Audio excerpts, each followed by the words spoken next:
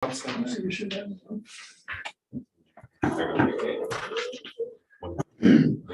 the incident report? No, he sent us the chase card. Yes. Who's up with this, getting the stream live? I just went.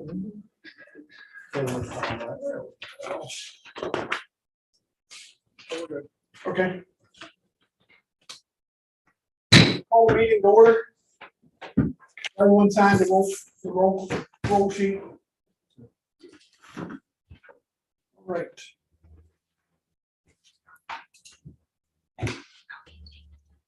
Going to change up a little bit. It says election of officers first, but we're going to do the pledge first.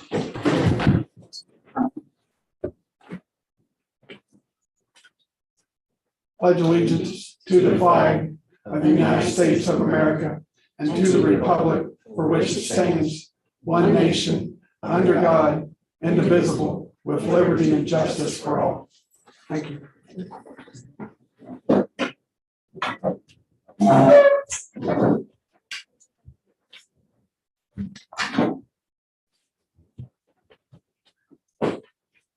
All right, following nominations were made at the June 21st regular meeting, now requiring a final vote.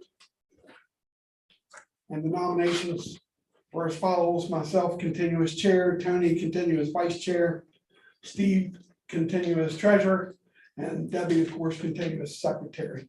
We have a motion. So moved.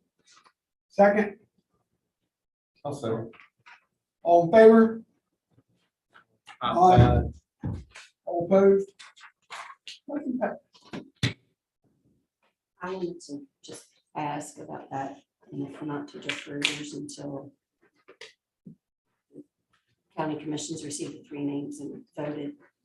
Well, what we'll do is that they do that, and You just told them. the commission doesn't get me back in, we'll just follow the bylaws and replace. Yeah, I'm just saying you could continue to be chair till that's addressed. Okay, that's Well, I fine. mean, That's fine. technically, I think we have to do the election today, so Okay. that's what we're planning to do.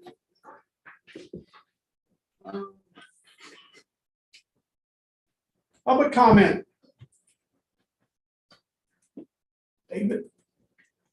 You have public comment? Not for public comment. I'm on the agenda under new business. Are you with Bakerton? Yes. Perfect. Okay. Good, thank you.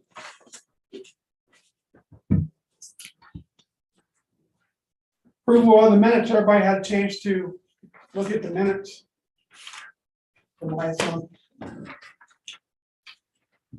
I move that we accept the minutes as written. Been moved and seconded, we accept the minutes as written. Is there, or all in favor signify by saying aye. Aye. All opposed?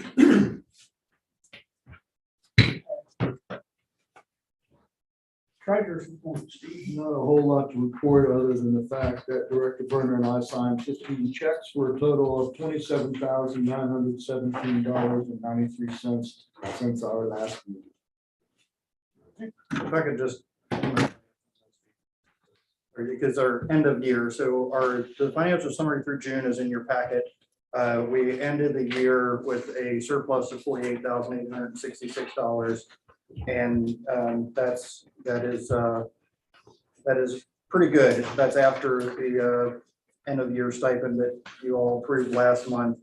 And the reasons that we did well this year, there are several.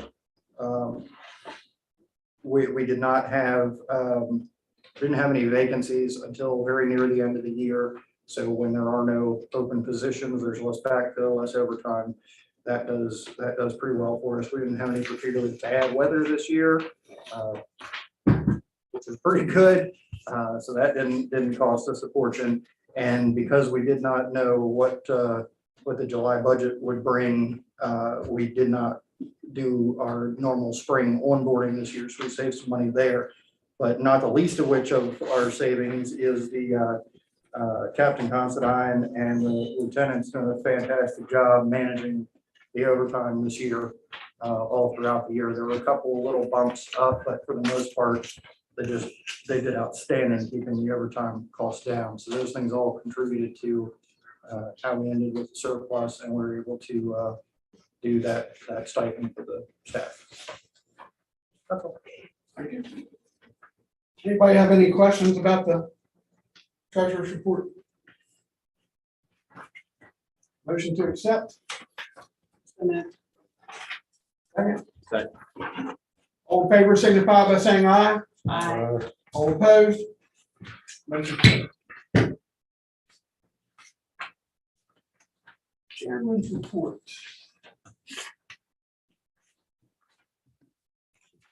Do you guys have a report from your committee? Yeah, Tony had reached out to Bob and got a great report back from him. We got all the stuff about all the chase cars here. I was out really until last Thursday recovering from surgery. I did get a chance to look, but Tony, did you have anything you wanted to say on it? I mean, I didn't see any issue. I didn't see any issues at all. It didn't jump out at me of vehicles not being utilized. I did not see any, as we used to say, growing up, I didn't see any waste fraud abuse, so. Yeah, I mean, that was my assessment just from looking at it as well. I had asked Bob though, if it might be a potential benefit for our retention issues, if we could look at it, maybe the people could take the cars home. I mean, just to help out with recruiting, if that's a thing, but besides that, that's all I had. The chase cars?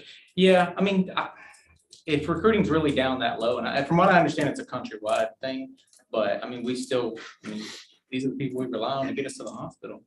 I mean, put out the fires and all that good stuff, so try to do anything and everything to recruit them. Do we know, are there any other areas around that have that kind of a program in place? We have, currently the captains have take-home vehicles here now.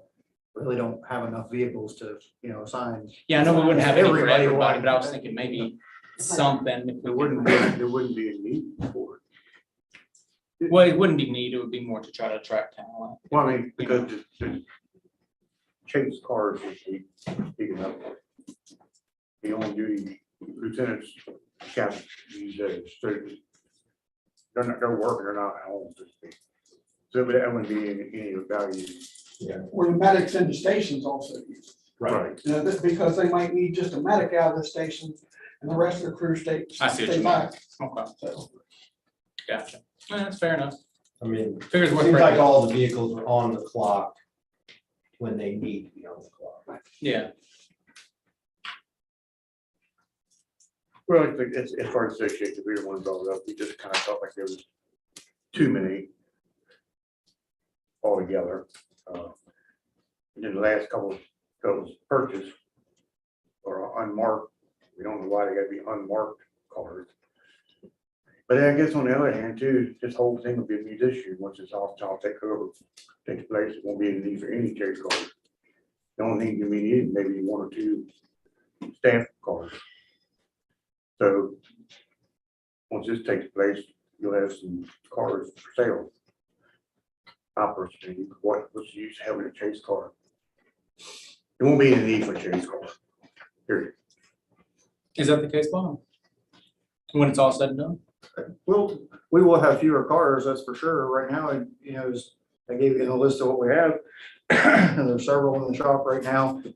There's one that we'll be talking about the disposition tonight, and then that'll make two that can go. But once we're staffing ambulances, there will be fewer. We won't need. We'll only need one in the field chase car for the lieutenant and probably a backup for that, but you'll still need the DOA vehicle. And then we'll still have the training engine and the training ambulance and the staff cars. So the fleet will be smaller, that's for sure. And we'll be able to get rid of some of these older vehicles for good. Yeah, but basically, there would not be a need for a chase vehicle. Yeah. Other than the lieutenant, I don't see a need for one. Sounds like something we can cross when it gets to it. Sounds good. to me.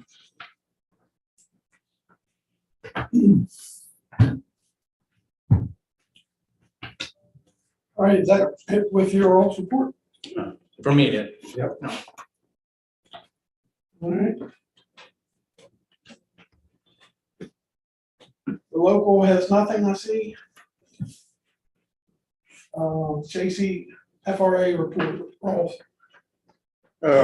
Yeah, we met last, or this past month, July, just some things that we talked about.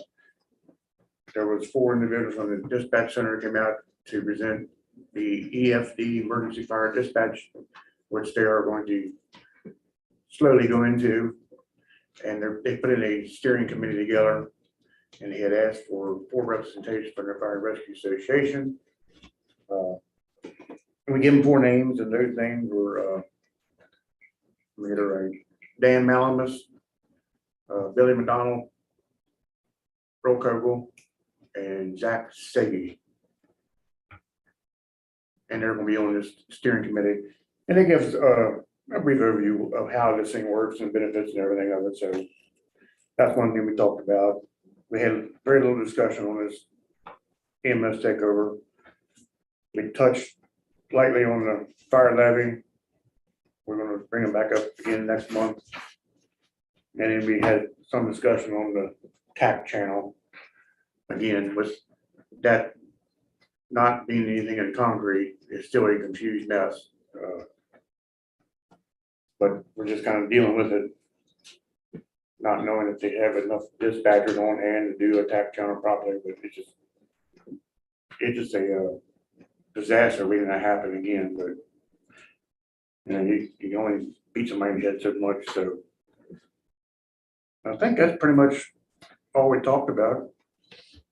The steering committee, I'm sorry, did you say it's on the response plan? No, it's called EFD, Emergency Fire Dispatch, something totally unrelated to the response plan.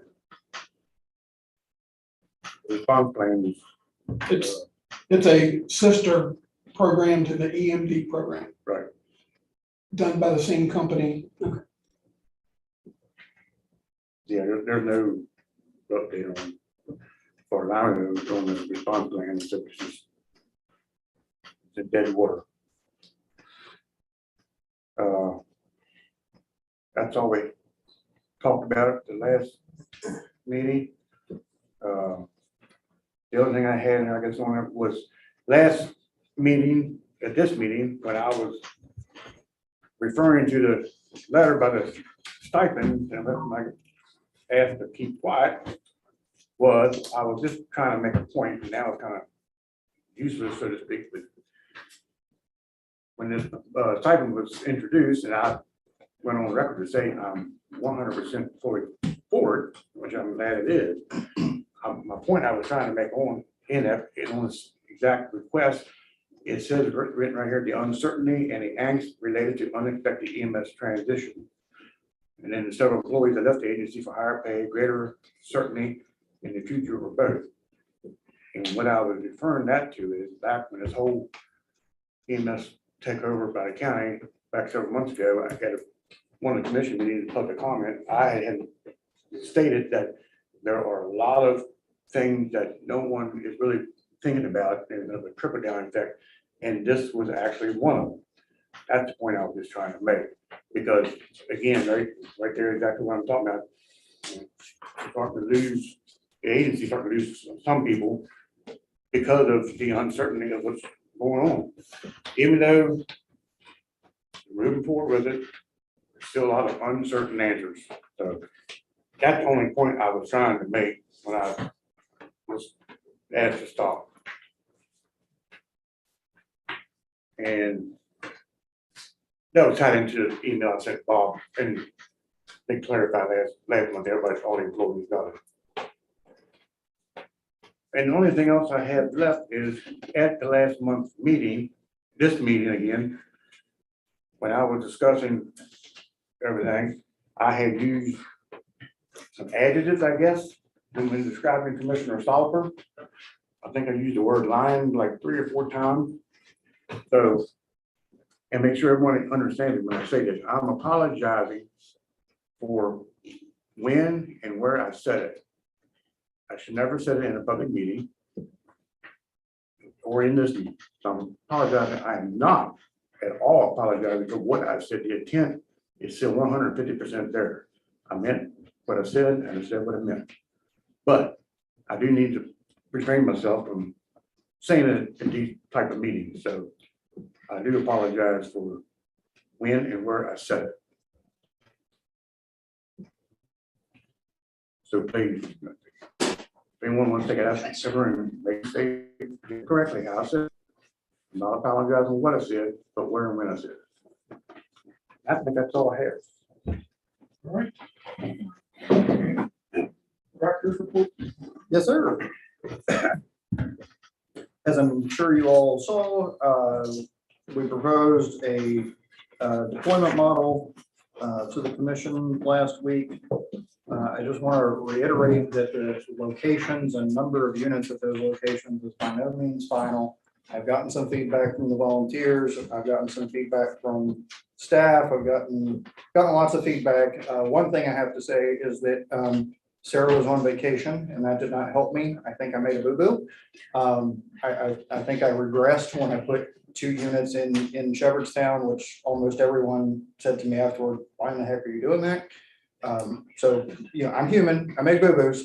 So we're looking at that. We need to do some GIS modeling again with some different scenarios that are different than what's been modeled in the past. We need to update the heat maps and statistics. We focused on station 1, 2, 3, and 4 because that was the direction of the commission to look at those stations. We do recognize that the mountain and middle way exists. There are people that live there. Middle way's volume has certainly increased. It's definitely, we need to go back and look at that. And the mountain certainly has a lot of great people up there, not the least of which being Mr. Harris. We want to make sure they're protected as well. So, you know, that's far from a done deal. And you know, to put out and say we're going to go into these 4 stations, we still have no idea what the occupancy cost will be to be in those stations. I have no idea what the county can afford in terms of what the max budget is, what the price per station is going to be, to figure out how many you can get into. And as Chief Morgan said, there are still a lot of questions. So, you know, I did the best with sort of best educated guess scenario, but any of that is subject to change. What the commission did approve overall is 6 ambulances during the day, 5 at night. That's 1 more than we currently have the staffing for. So that's a bit of an increase, and a total of 10 units altogether. So during the day, there'll be 6 on duty, 4 spare. At night, there'll be 5 on duty and 5 spare. That's 6 ambulance minimum and 10 total ambulance minimum. That came from the volunteers presentation. So, you know, we wanted to match that up as best we could, and the data supports it. Ambulance demand numbers is well supported. I don't know if there's anything else I can tell you about that. Anything else I can remember? Calculation. Go ahead. No, I mean, so just to clarify, that when you, in your plan, you had 2 before, that's not correct. That's not correct. Look, we can that's justify fine. that and make sense, but even Shepherdstown said, don't No, put 2 ambulances here. that's correct. But the total amounts is staying the same. Yeah, it's gonna be 6 and 5, just maybe in different stations. I understand. You know, I don't know, and I think everybody suggested, hey, you need to take one of those out of Shepherdstown and put it somewhere else. That's correct. And, you know, I mean, we could argue for Shepherdstown because you're, you know, Shepherd County, it's 100 miles away from anywhere. But I also see the value of having it in town, and Sarah reminded me that I messed up. So we'll fix that. That's all right. Get it right. Yes, ma'am. Can I, just got a request, just for the purposes of getting it on recording and for everybody seeing it, you just go over the incident report. Absolutely. I think now would be a perfect time maybe just to review that. As long as I can find it, we'll go through it. Thank you. Monthly incident volume. This is just a breakdown of fire type calls and EMS type calls. The split there remains consistent. 508 EMS calls in the month of June, 150 fire type calls. The incidents by box area. Keep in mind, these are not necessarily where units are dispatched to. And the example I'll give you about that is that Citizens is now dispatched to a whole bunch of boxes that are technically 400 boxes for fire purposes, but for EMS using quickest route, Citizens is dispatched to those boxes, and I think a handful of 3 areas, no? Yeah, Yeah, there's a few, yeah. there's a couple where the ambulances from Citizens go into 300 boxes in Shepherdstown. Volunteer engagement and chartered EMS encounters. The limitation of the data here is that we're working from the charts that are entered into ESO, so there will not be a 1-to-1 dispatch to chart ratio. And this breaks down encounters where 1 or more volunteer personnel were charted either as the driver, lead, or other crew. Now, what this will not include is volunteer responses that didn't make it on the chart of the ambulance crew because they responded on an engine, rescue, personal vehicle, walked to the scene. That happens. And, if they were there, but they did not provide some treatment or weren't alone on the transport, they won't be charted and won't show up here. So you had engagement, friendship, volunteers were on 10 out of 29 calls, middle way on 33 out of 33. Do keep in mind that we, for our purposes, the staffing that middle way pays, we consider them volunteers because in our universe, it's either ESA or volunteer. So Blue Ridge was engaged in 4 out of 43 calls, Citizens on 14 calls out of 110, 36 out of 99 for Shepherdstown, and 16 out of 109 for Independent. And again, that's just looking at EMS calls that were charted. And then the breakdown by driver by company and lead provider by company. Those are the 2 absolutely essential required components of an EMS crew, is a driver and a provider, either a paramedic or EMT. And so the green bars represent the proportion of those units that were on duty ESA staff, and the orange represents when those were volunteers. So drivers by company, in middle way, that was 5 times volunteer, 5 times ESA, 26 volunteer. Friendship, 20 ESA, 9 volunteer. Do I need to read all these? No. I just wanted you to explain the box. And then the EMS lead provider, the same scenario, just whether the lead provider was a volunteer or an ESA provider.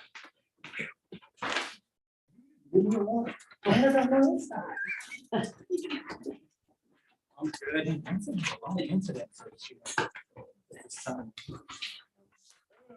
I didn't know Okay. that sketchy of an area. Right? I didn't know. I live in the bougie side, I thought. Maybe it's more sketchy than I thought. I just want to remind, and board member Harris, the younger, I think that's probably that way. I'm good with that. I'm The good with newer that. edition Harris? Only if you will call him the elder. No. As soon as I said that, I looked at him and thought, this is not a good way to distinguish. I'm a nerd, man. I was in the D&D. I'm good with this. Uh-huh. That's why I love me. As Mr. Harris pointed out, our number of applicants is very, very low compared to previous years.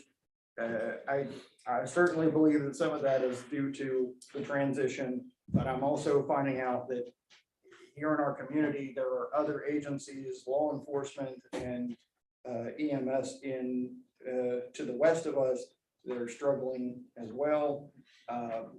As I understand, one of our neighboring jurisdictions to the west is looking at hiring people with no training and putting them through an academy to make them firefighter EMTs at least. There was recently saw an article about a fire department in Washington State that is offering $200 for anyone to come to their recruitment event. Just show up and let us tell you about the job that you can apply for, and we'll pay you $200 plus mileage if you're farther away. That's a lot of money for me, mileage. Oh, yeah, I'll go to your event. I mean, $200, that's a good deal for a day. where have we landed that you have to pay people to get them to come, just hear you try and say, please fill out an application, and then of course they're paying for testing and all that stuff if they need it. So I don't know what the answer is here.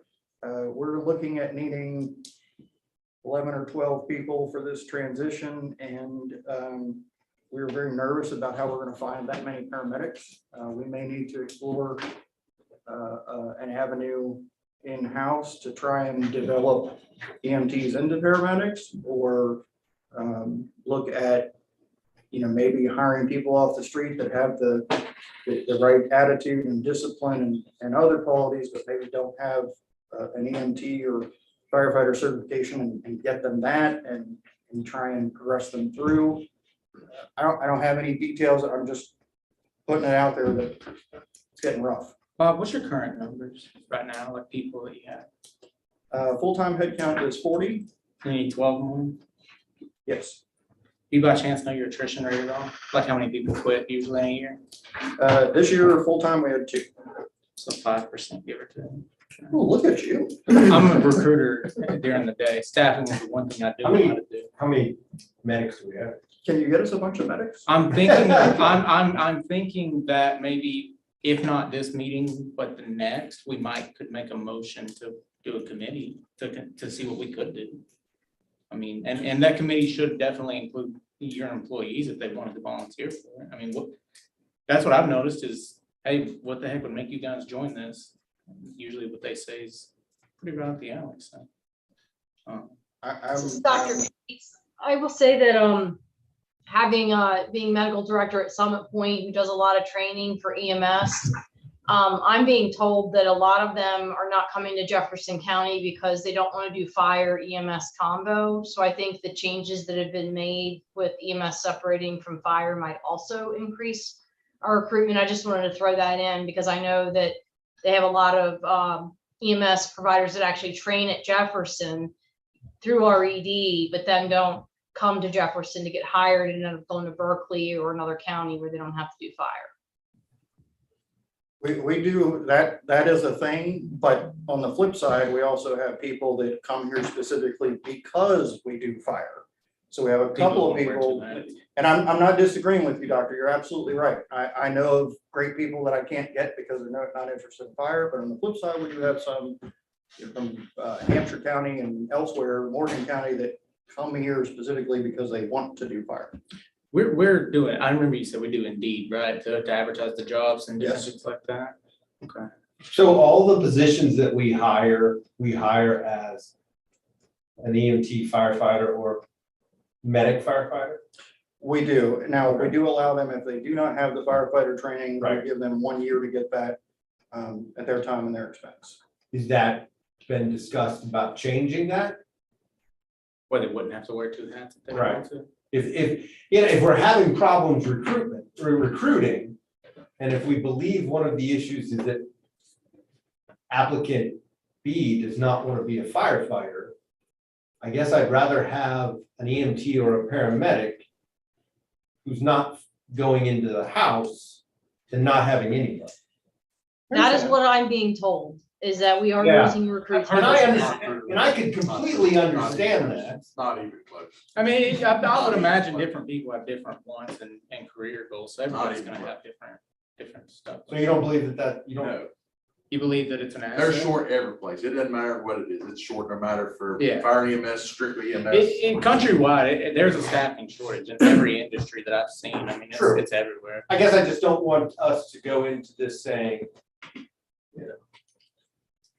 as someone who works in law enforcement, as a park ranger, who I had to have an EMT for a number of years, until I went to my chief and I said, I touched 2 patients last year because Mike shows up. Why do I need to be an EMT?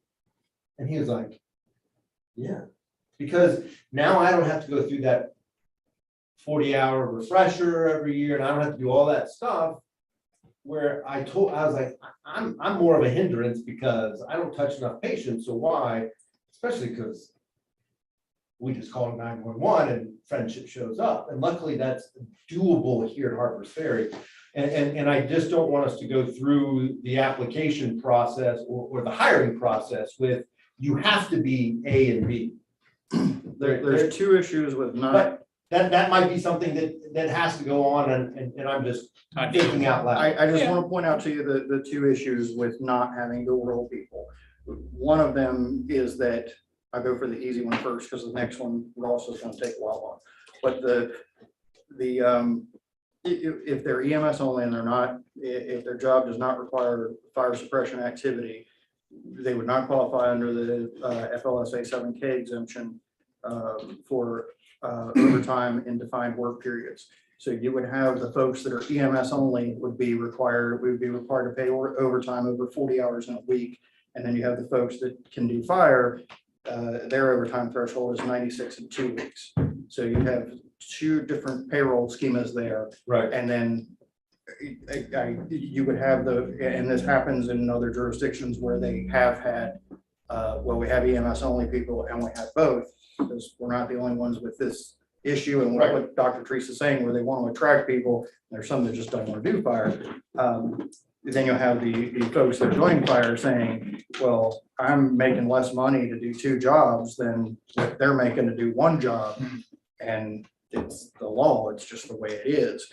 The other issue is that in 2009, when Senate Bill 224 was passed, and actually for several years before that, the request from the volunteer departments was to be able to have flexible people that could do both things. So if Sarah looks at the schedule and she's got 10 people on duty today and 8 of them can do fire things and 2 of them can't, every single chief is going to say, don't send me the 2 that are just EMS. I need people that can do fire too. And right, wrong? Yes, you're right. Right. And I get that. I understand. I'm just trying to come up with ideas of, if we have a problem, coming up with solutions to the problem. Sure. I only put that information out because I was told it, but I didn't know anything about the back end. So I just let the information out. Bob, you know much more than me about what that actually does to the community, but we do lose some recruits because of that. But if it benefits the community to have them both, that's not my place to determine. If we were to hire somebody fresh off the street, no training whatsoever, Can we do that? how long would it take for them to be trained in one or both? We're And working put them on the street working. We're working on that right now. We know that it's to bring them up to the EMT level. It'd be less than a year. I mean, I hate to throw out a number here because I don't know. I mean, if we just really spitball. hustle, 6 to maybe 8 6 months. months. 6 to 8 months for both, and that's for competency. That's just on the EMT level. That's the That'd one be we're EMT put them on you. What about Nothing, fire? put them That's on you. for EMT, No, that's firefighter, right. both. For that, and okay. And where would they be doing this training at, and would it be full-time training? Yes. Is that the one by the Here, speed limit? yes, And it would be doing all of it right here? correct. Okay. Have we ever explored sign-on bonuses? And have we ever explored contacting military bases and recruiting people that are retiring from the military that are currently EMTs and asking them, giving them a sign-on bonus, come over with your experience and we could use you. We need a committee. This could go on all night. We need a committee, I think. I'm gonna Yeah, I make was a just motion that thinking, we, yeah.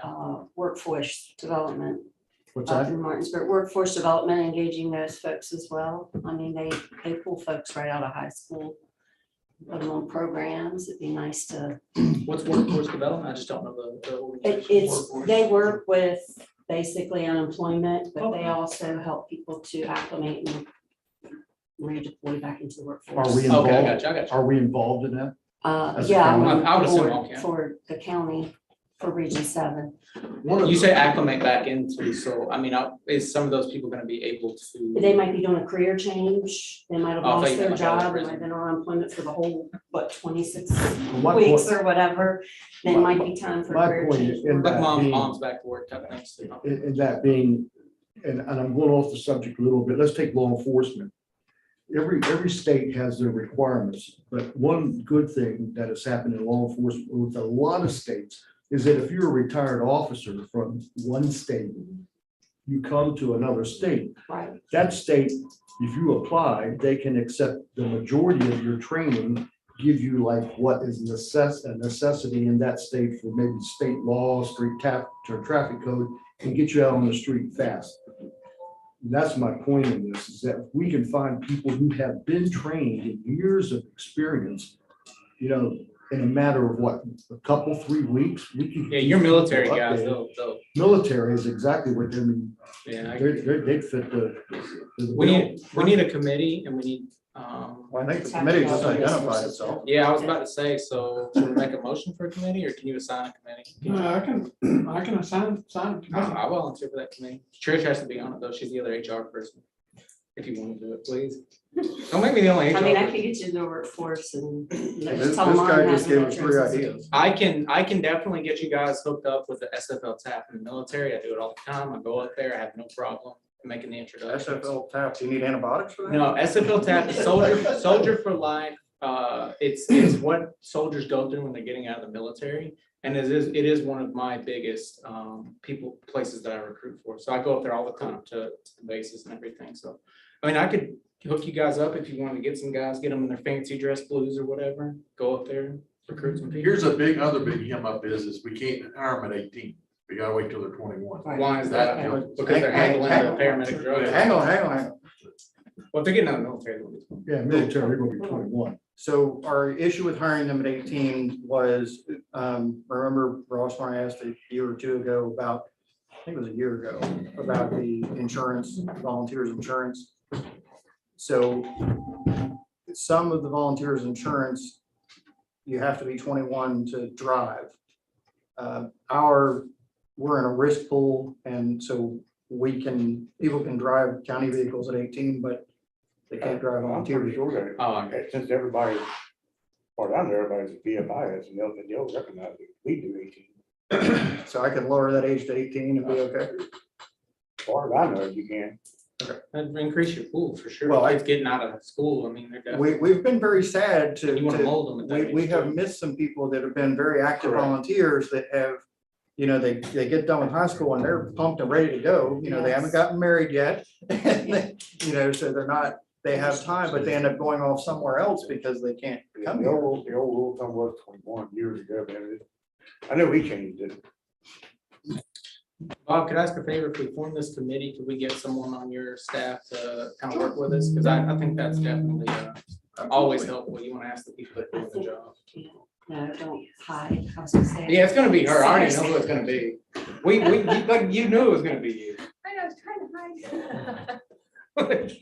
Well, the committee will be Jacob, Tricia, Steve, and Bob. Would you appoint somebody from your staff to be on the committee? Sure. I wonder who. Oh, do you want to know now or? We already know that. We already said Sarah. I mean, there's so many great options really, and whoever it is will need to coordinate with the others because, Mike as the union rep would be great. Sarah as the ops person would be great, and Craig certainly has the education academy component of it. So We're happy to talk to as many people. For me, I would rather talk to more than less. I mean, I you would be might, happy to come up here one day and talk to people and really just kind of gauge people's opinion. That's the Well, best way to recruit, in my opinion. I mean, if you want all 3 of them, you can have all 3 of them. Well, Bob's gonna appoint somebody from his. Oh, okay. Staffing is definitely something, especially if we're needing 12 more. Yeah, we're gonna hit a wall here soon. And we can't just keep getting. Recommendations when we first started Sarah to be on until we can identify Yeah. a pool of people to where we've got to start asking the other questions. And one more question, I don't mean to stay on this subject too long. If we thought that by offering a sign-on bonus, that would be an additional attraction for these folks, that's something that we would have to put forward to the county commission to have approved. Is that correct? We have to get the funding for it. Yeah, if there's no funding in the current budget to cover those types of things, then we would be asking the county for additional money. Sign-on bonuses are tricky because there's no actual evidence that they increase hires. In fact, what happens is they actually have a negative effect in that the current employees go, well, where's our money? We were loyal. Where's our money? Same thing happened in COVID where people are getting all that extra money. And it's just what I've seen in the past. I don't know at this level. Most sign-on Plus, we wouldn't be bonuses are able- tied to stipulation Yeah. of your tenure, of how long you're here before it's even paid out, and your training and all that. If we say you get $5,000 or you get $2,500 sign-on bonus and it's gonna be a year, you have to serve a year, you gotta pay it all back or something. Well, the problem is we can't afford to go get that money. We can't afford to take them to court. You see what I mean? If they just say, okay, well, I got my money by, then now we're tied Well, up you've got to with have, legislation. you have and to all have that other- stipulations like most academies now Yeah. for You anything. want to They return. require you what gotta you're work. paying. That's what we do. We do 2 years usually. Sounds like a good committee discussion. Sorry, Okay, sorry, yes. yeah, That's my. my bad, Bob. I can't believe I'm still on my report. I'm only on. I got a question while you're on that topic. Yeah, just to clarify, then, when this transition takes place, the employee will still be able to take part in fire suppression, correct? Yes. Okay, because I know a couple meetings ago, Commissioner Jackson said that it would be separate, and that's why I just, again, that's one of those many unanswered questions that. I mean, she's right here and we're talking about her, but I took what she meant when she said we're gonna separate EMS. EMS will be separate from fire. I took her to mean EMS is going to be managed by the county, not the fire, the volunteer fire departments, but maybe I, Well, I mean, I just, in my head. I just want to make sure that, as long as it all is, allowed to do fire suppression, yes. Yes, we've had the discussion, I believe, in our previous session where you made the recommendations is, I mean, we have to address fire in some way, knowing that the volunteer system is, not as robust as it used to be. The county can't just rip fire out completely. We have to figure out a way to have a cooperative with that and I think I- address fire. I think, hopefully I didn't dream this. You were sitting there supposed to be keeping me straight. I even checked with you during that presentation, like, doing all right. And on, was it Thursday, Friday? I don't know when it was. I can't remember, but I meant to say, if I didn't say, I meant to say that, we had the proposals in there for how we could get some engine staffing. Right. And with that not starting out of the gate, we would still, those that are assigned to the ambulances, we're still gonna help with fire suppression, Right. prevention, protection, suppression. There's too many unwords. No, you did But- say that, but I But we are seriously, we cannot have 6 staffed ambulances during the day and say, okay, if there's, wires down on the mountain, then all 12 people can just go to that and we abandon all the ambulances. We are gonna have to work out some reasonable right. expectations of, okay, the ambulance in the first due of the house fire and the next one, those crews can get on fire apparatus and just leave their ambulances in the stations and get something like that. No, that's fine. I just wanted to clarify that. Because I know that was up in the area several months ago. Yeah, I think it's back on the ground, and if it's changed, ain't nobody told me. Right, and I don't believe anything Joe's in writing, so that's all I was, and we definitely don't want to go backwards and eliminate. I know what Tony was saying, which is a good point, but you don't want to go backwards, we made great strides to make it a fire prevention unit. Mhm. We do not, we're going backwards now, we don't want to go any further backwards, so, okay. Cool. All right, the annual report for FY 22 is in development. If you all have any suggestions or anything you want to see in there, give me a call, shoot me an email. Suggestions are always welcome. Number 4, Debbie, the t-shirt deal, that's your Yes. project. Can you tell them what? This year, we're actually offering 2 different things. We're gonna offer 2 designs instead of 1. And we're gonna try to offer, to see how it goes, long sleeve shirts as well as short sleeve shirts too. Hopefully we can, go well. I've already placed the order for those and they should hopefully be here by around like the first part of September, and then we can start selling those, and I'll get them on Facebook and all social media areas, our webpage and so forth. And hopefully everyone can share that. And the more we sell, the better. We'll have success at the end there to present a check to the breast cancer awareness of Cumberland Valley there in Martinsburg. And for board members only, those short sleeves are $15 each or 2 for $50. So you might want to 2 for $50. Wow, great deal. The Jefferson County TV Association grant request approved. Captain and Captain, or Captain and Sunil, however you want to do it. We got one of the things we got was a glide scope, which is a digital video laryngoscope. That's the same, same thing that Health Net uses. So if the helicopter crews get on, they're kind of familiar with the equipment. They're going away with, what's one they're on with Interbright. Interbrights are not gonna be supported anymore with what we currently have. So we wanted to have something for training in particular, so we can start training and making that transition so people are familiar with the equipment. They have used them a little bit when we did some code training with Health Net in the past. So we're also looking kind of this transition period. We might have to get some more of those, put on the ambulances, whatever, how we're gonna do grant funding or TV grant or however that's done. Also got some CPR masks, and usually there's one lane here, but there's not. So every CPR class we do, especially community CPR, we give out the little mask that goes out so they can, hopefully if they have to do CPR, they have some kind of barrier device. So that's something that we've worked with. Also, we looked at digital stethoscopes. They didn't approve it this time, but I think they'll approve it next time.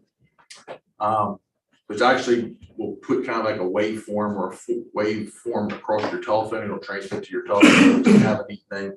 You're a little hard of hearing, can't hear as well. It's in a noisy environment. It can kind of show that information over to your phone. Pretty neat little piece of equipment. We're also looking at a point of care testing device. Has a little cartridge that goes in. It can give you some very basic lab values. So like when you go to the hospital and they draw up labs, that initial set of labs, they can kind of see some different things. Right now, one of the most important things we want to see is troponin. That's not available yet, but it's going to be soon. That tells you if you're having a heart attack or not. So we're kind of looking to get one of those things to start with. Hopefully that troponin component will be built into that thing in the next year. So Hey, Craig, does that offer bicarb or CO2 measure meetings? I am going to have to look to see. I do It has not know off the lactate. top of my head. Doesn't have lactate? I don't know without looking at it. Okay. Troponin was the one that everybody was kind of talking about. I'll have to look. We'll talk. Okay. So that's kind of what's the upcoming, what we're going to upcoming and what we've got so far. Anything to add to that? I'll actually add something to that. We acquire some things here. Most of the time it's on grants that we use in training, and it all loops together with, when it comes to West Virginia paramedics and EMTs all operate under the same state protocols. There's no regional, there's no county, there's no specific. Dr. Treese can't say, no, here in Jefferson County, we're going to do this. It all has to be approved in the state by the committee. We all do the same thing. Jefferson County has submitted more protocol revisions and new protocols than any other county in the state, perhaps more than all of the others combined. Correct. That's a true statement. And one of the ways we do that is that we have really talented people. We explore equipment and emerging evidence that tells us what's going on. We have a fantastic medical director that supports us and brings a lot of knowledge and intelligence and support to the table. But part of these new things that sometimes don't always end up in the field is because we don't want to just say, hey, let us do this. We'll go get the stuff we need, work with it, figure out how, if it makes sense, and then proceed so that we're well versed when we present the protocol revisions. And then we've already begun training. We know what we're doing when we go out into the field to put it on somebody. So How accepting is Charleston? depends. Okay. No, that's true. I mean, I guess fair answer. Yes, they've got a new administrator now, new director there now that just started about 3 months ago. And so he's kind of feeling things out to see where things are going. But I don't foresee any major issues as far as what we're encountering. We're even getting stuff that a lot of that equipment that our surrounding jurisdictions have. So we're even familiar with that. So if they get on our unit, we get on their unit for some ever reason or disaster or whatever, we can be somewhat familiar with that stuff as well. So that's been Director Burns supported that, and the director before that supported that. So that's a great thing. I'd just like to add also that our RSI program has been extremely successful. And I think that the state sees that. And we were one of the first, maybe not the first, but one of the first counties to have RSI for our paramedics. And it's really done well. Indeed, I think some would have very much liked to have shut us down, but they can't do it with numbers like we have. Sarah, annual employee physicals. Yes, they are scheduled for September 12th and 13th. The mobile trailer comes to this building and parks out back. All of the staff, all 40 of the field staff do have the NFPA physicals completed those 2 days, and then just about all I've got on that. That's another part that's a benefit of being a fire agency is that option is there, that requirement is there, when you do have an annual physical that goes through. And Director Burner, I think, can always add to that. There's been several cases we found problems that were corrected before they became serious problems. So it doesn't, a lot of people look at it as, oh, it's gonna take me off the floor, it's gonna put me out of work. That's not necessarily the case. You might have a couple, something there. Yeah, no, we have never had to part ways with an employee over one of their, over physical results, but we have had several employees that there have been findings during their physical of things that truly did need to be addressed, and we'd like to think prevented them from having something very bad happen because it was identified during a routine physical rather than when they collapsed on the job. And with that, That's on me, Bob. I'm sorry. Nothing else, huh? I think I need to send a written report next month, not public. All right, unfinished business, we have none. Under new business, the board received a letter from Bakerton Fire Department in reference to since they've sold their ambulance and they need an EMS response vehicle, the one that they had needs some repairs.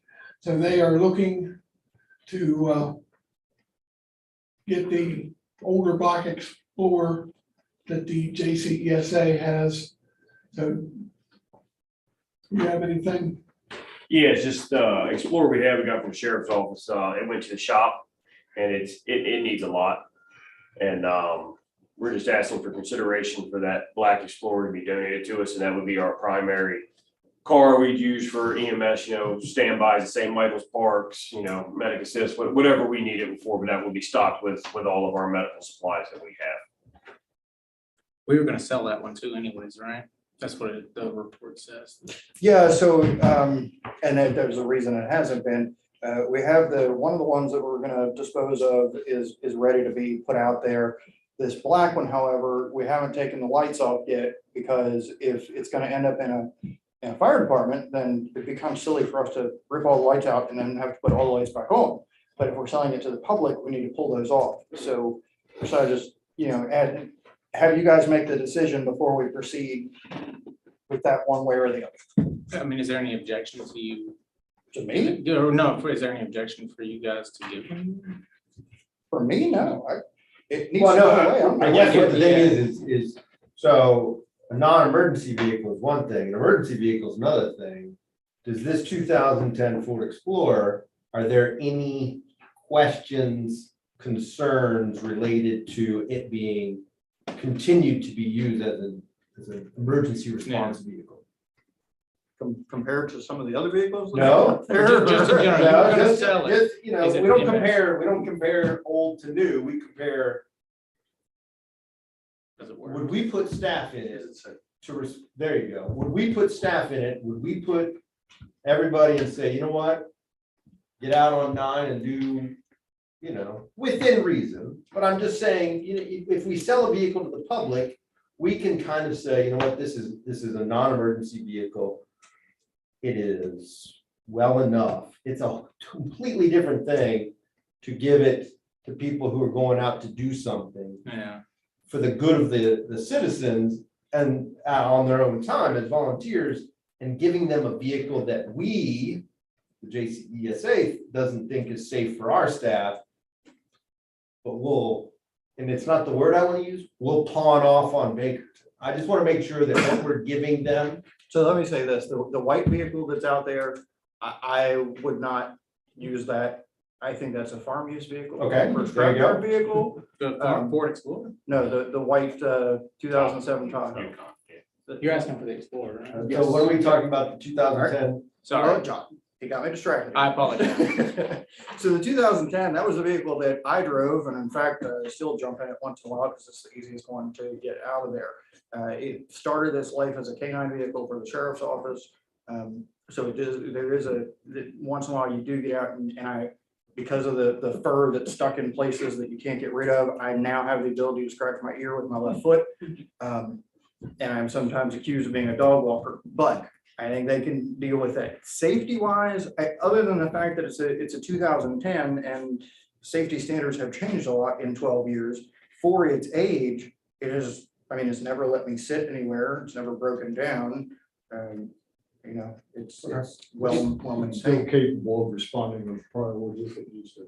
Do we know the mileage on it? I mean, I know that's a weird question. 120, 130. Yeah, so it's still a young something like that. vehicle. Yeah. Well, with the K-9 vehicle, you have to kind of take that into consideration a little more. I will say that I think it's the exact same make, model, and year. It's as the one same we one we replaced. have, the dark gray one we have. Yeah. But it's experiencing some pretty significant mechanical issues. We've started a repair process on that, but it's gonna be undetermined on how much that's actually gonna be at the end of the day. I think we got our Explorers donated from the sheriff's office at really close to the same time, and we just got the better of the litter. What's the, if you were gonna, I mean, do y'all have any idea what we were gonna sell it for? I mean, it's a 12-year-old vehicle. I mean. We normally do it sealed couldn't be bid more. and let the public bid what they Okay, bid. so we'd get it most $5,000-10,000 anyways. We'd I'd be say better the off county just got getting. its money out If of that, it. we'd be better off Five or getting. 10. What do you get at? You get 3,500. Look, take that sucker to Best, best. Take that sucker to CarMax and you'll get. Too old. It won't take. CarMax will take. I just want to make sure that we're giving them a vehicle that they're not gonna, complain about us.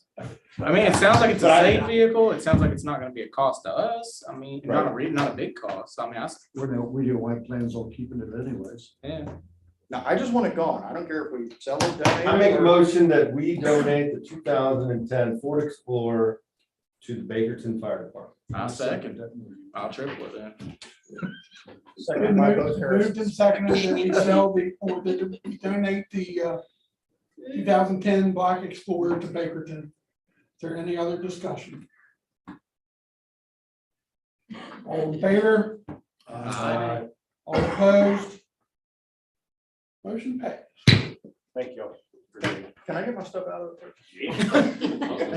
Bob, like, damn it, Clean it up and bring it that was my over. lunchtime. Get all that dog hair out of there.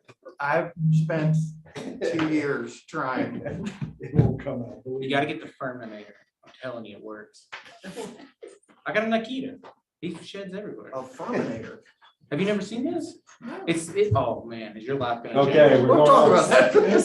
Offline. No one has anything else? I have a motion to adjourn. Second. I have a second. We have a motion. Oh, I thought you So did. moved. It's been moved and seconded that we adjourn. Gotta hit All in favor, ourselves. signify by saying aye. Aye. Meeting adjourned. Good night,